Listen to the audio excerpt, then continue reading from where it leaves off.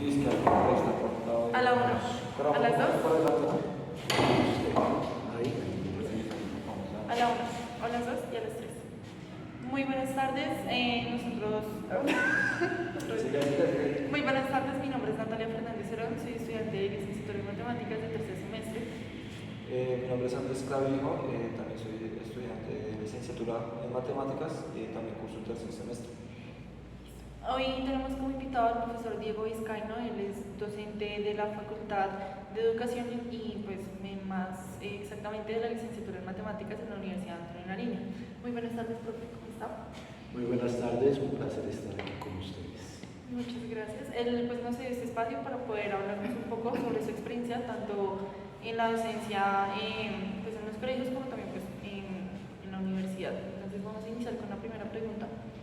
Bueno, entonces, de acuerdo a nuestra visita, nosotros observamos una clase en la cual el profesor, digamos, siguió el lineamiento del PEI, el lineamiento del currículo. La primera pregunta para, digamos, usted como docente es, ¿usted siempre sigue el lineamiento del PEI o la metodología pedagógica? O hay veces varían las estrategias, adquiere otra o aplica otra metodología pues, en sus clases. Ok, bien. Todo depende del objetivo educacional que se tenga. El objetivo educacional varía dependiendo de cada materia. Cada materia tiene su propia epistemología. En matemáticas, pues uno hay cosas que necesita que los estudiantes las comprendan y otras cosas que uno necesita que los estudiantes adquieran una habilidad a través de la repetición y otras que se necesita que el estudiante reflexione. Entonces, si mi objetivo es que reflexionen, tengo una metodología para la reflexión.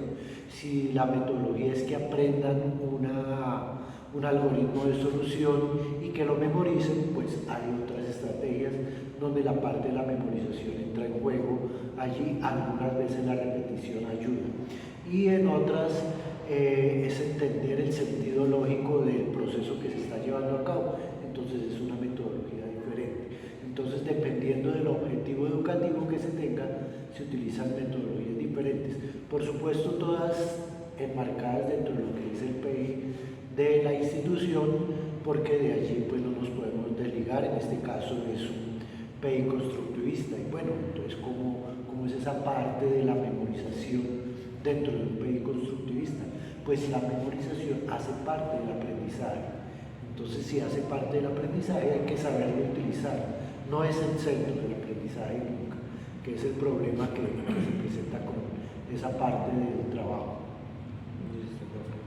Bueno, profe, en la clase vemos hay un propósito cognitivo, un aprendizaje cognitivo, pero también, pues, digamos, como un aprendizaje para que el alumno, el estudiante sea integral, también vemos como una parte actitudinal, ¿sí?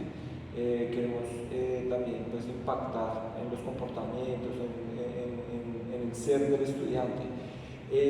Estas reflexiones también tienen como una estructura como en el microcurrículo que tienen un orden, unas pautas y demás, o en la parte de reflexión es algo espontáneo, de momento, tiene alguna base. Ok, primero hay una guía directriz acerca de cuál va a ser la reflexión en la que nos vamos a centrar.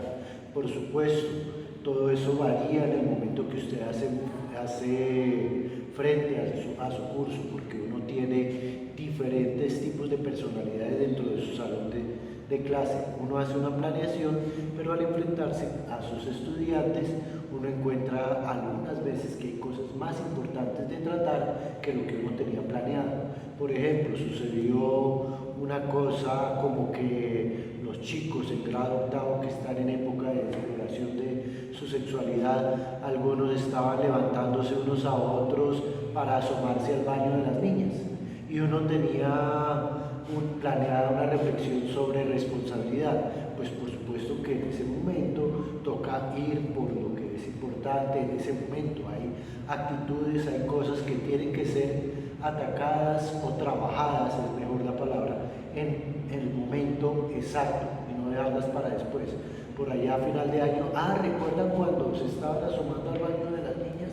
Hablemos hoy de eso. No, ya pasó el tiempo, ya no sucede así. Entonces sí hay una parte planeada y dependiendo del contexto, de lo que sucede en la clase, muchas veces eso se cambia.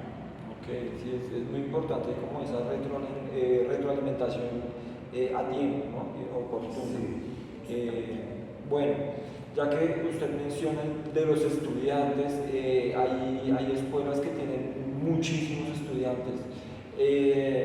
Es importante conocer la situación, conocer las necesidades del estudiante para así mismo planear uno sus sesiones, pienso yo. ¿Qué estrategias usted, digamos, tiene mucha experiencia, ha asistido a sus clases y son muy dinámicas, uno aprende, son muy flexibles, innovadoras? ¿Qué estrategias usted adopta para conocer esa situación de los estudiantes donde usted diga, mire, yo sé que acá esto no va a funcionar?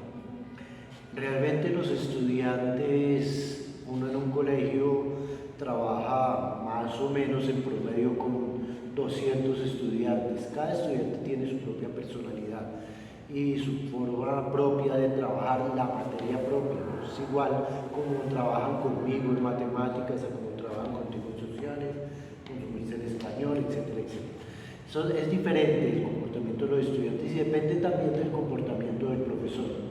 Entonces una forma es tener diferentes metodologías para que ellos trabajen dentro del aula y uno poderlos observar. ¿Qué quiere decir eso? Algunas veces trabajo en grupos de a 4 o 5 personas sin moverse de su sitio. Otras veces planeo trabajos donde entre ellos planean un resultado que tiene que alguno de los chicos pasar a presentarlo al tablero. Entonces ahí uno empieza a ver, por ejemplo, características como liderazgo, cómo seguirle la idea a los compañeros, así no esté de acuerdo, el que no entiende y se queda callado, el que no entiende y pregunta, todo eso empieza uno a observarlo.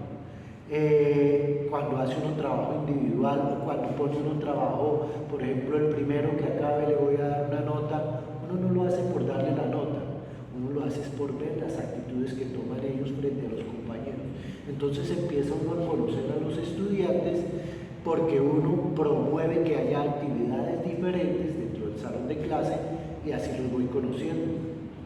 No solamente trabajar una sola forma dentro de la clase durante todo el año, termino perdiéndome una parte grande de conocimiento de mis estudiantes. Bueno, profe, pues ya digamos como para finalizar un poco esto, quisiéramos saber qué perspectiva tiene usted acerca de cómo la evaluación puede incentivar el aprendizaje de los estudiantes y más, por ejemplo, en el área en la que estamos nosotros, que son las matemáticas, porque pues siempre se ha visto las matemáticas como algo tedioso y mucho más allá del momento de evaluarlas. Entonces, ¿cómo siente usted que podemos nosotros, por ejemplo, como docentes en formación y usted con toda la experiencia que tiene, incentivar a los estudiantes y dejar como de lado ese tabú que hay, tanto con las matemáticas como también con el proceso evaluativo y que se incentiva a nuestros estudiantes? Ahí hay un problema grandísimo dentro de la comunidad educativa y es cuál es el significado de evaluar. Y realmente el significado de evaluar, el significado completo es muy rico y también muy extenso. Y simplemente en muchos colegios, y también lo digo en las matemáticas, el significado de evaluar se reduce a hacer un examen escrito y poner un número de 1 a 5. Eso no es evaluar. Entonces, cuando uno empieza a comprender que eso no es evaluar, empieza uno a darle toda la dimensión a qué sí es evaluar. Evaluar es encontrar cuáles han sido las fallas de aprendizaje para mejorarlas, no para decirle al estudiante, usted perdió, repita.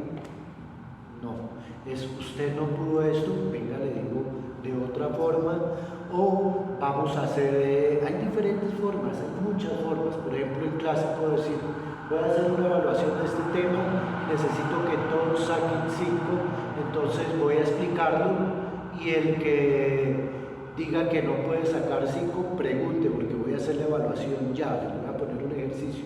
Entonces los chicos, por ejemplo, empiezan en esa, bueno, yo quiero sacar ese 5 y listo. Y entonces dice uno, si no sacan 5 todos, pues entonces todos les coloco 0. No es para hacerlo realmente, son estrategias que uno maneja para que todos entren dentro del mismo juego, dentro de la misma dinámica. No es fácil, porque cada estudiante es un mundo diferente. A algunos les gusta más escribir, otros más dibujar, otros más hablar. Entonces son formas diferentes que ellos tienen de relacionarse con el mundo y también formas diferentes de aprender. Y el profesor tiene que entender que eso sucede dentro de la hora de clase y conocerlos a todos los chicos. Eso es difícil también. Si uno siempre se para en el tablero y le habla solo al tablero, difícilmente va a conocer cómo son sus estudiantes. Entonces evaluar tiene que ver con conocer sus estudiantes, conocer cómo aprenden y saberlos motivar para el aprendizaje. Realmente, ¿cuál es la tarea del profesor? Enseñar. Y si el estudiante no aprende, pues el profesor fue el que hizo mal la tarea, no el estudiante. Muchísimas gracias por su tiempo, la verdad ha sido muy valioso y pues teniendo en cuenta toda la experiencia que usted tiene, como lo mencionaba al principio, tanto en la parte